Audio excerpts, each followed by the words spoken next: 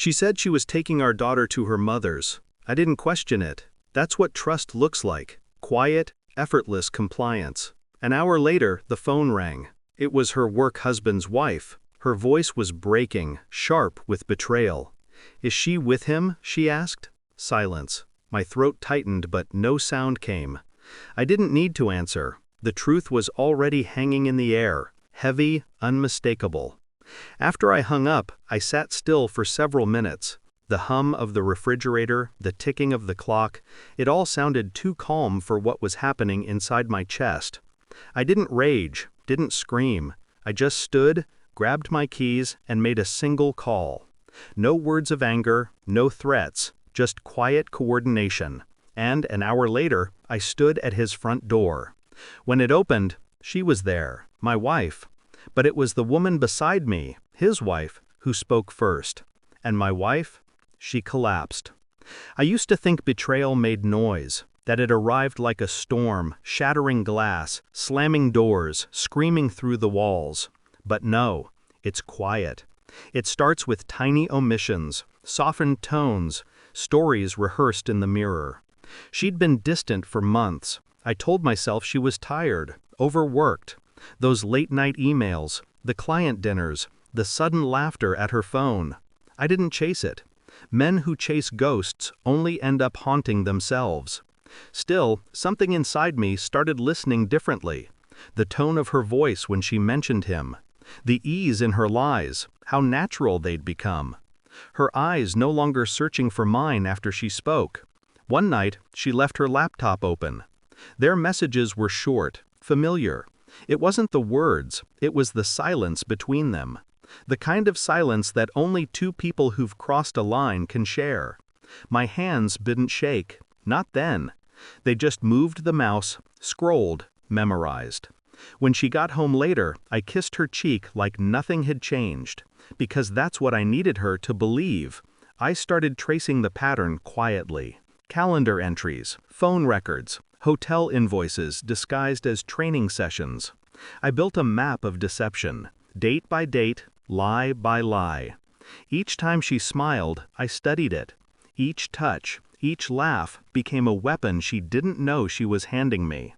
I began recording everything, not for revenge, for clarity. There's a kind of purity in truth when you strip it of emotion. You stop asking why. You start preparing for when. I met his wife once before, at a company dinner. She had kind eyes, too kind for the man sitting beside her.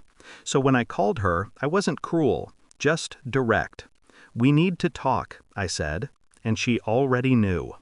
We met at a cafe. No tears, no hysteria, just two people connected by the same wound. She slid her phone across the table. Photos, messages, proof. We didn't plan revenge. We planned truth. The night before, my wife texted me, "Staying at Mom's tonight, too tired to drive back." I almost admired how seamless the lie was. She didn't know I'd already checked her mother's location, 3 hours away. I didn't reply. I didn't need to. Instead, I drove to his house, parked down the street, watched the lights go on, watched her silhouette in the window, the way she moved, the way she poured wine. It wasn't rage that filled me, it was finality. The next morning, I returned. His wife stood beside me, trembling but resolute. We knocked. When my wife opened the door, her smile froze mid-sentence. Then she saw who was beside me.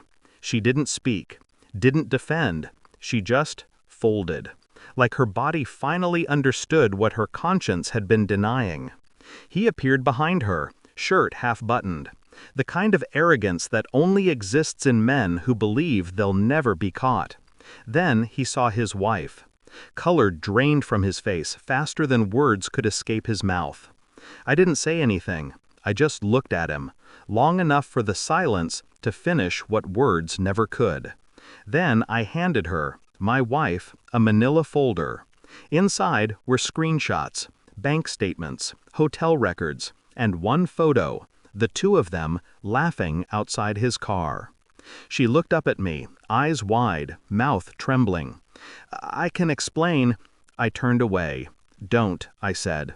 Because explanations are for accidents, and this was a choice. Later, I sat in my car and watched them through the window. Two people drowning in the consequences they built together. I didn't feel better. I didn't feel worse. Just done. People think revenge is about balance, about making things even. It's not. It's about silence. It's about finally shutting the noise inside your head. When I drove away, I passed a playground. Our daughter's laughter used to echo there. Now, it was just wind. I didn't look back. I'd already seen enough. Truth doesn't set you free. It just makes sure you never go back to the cage.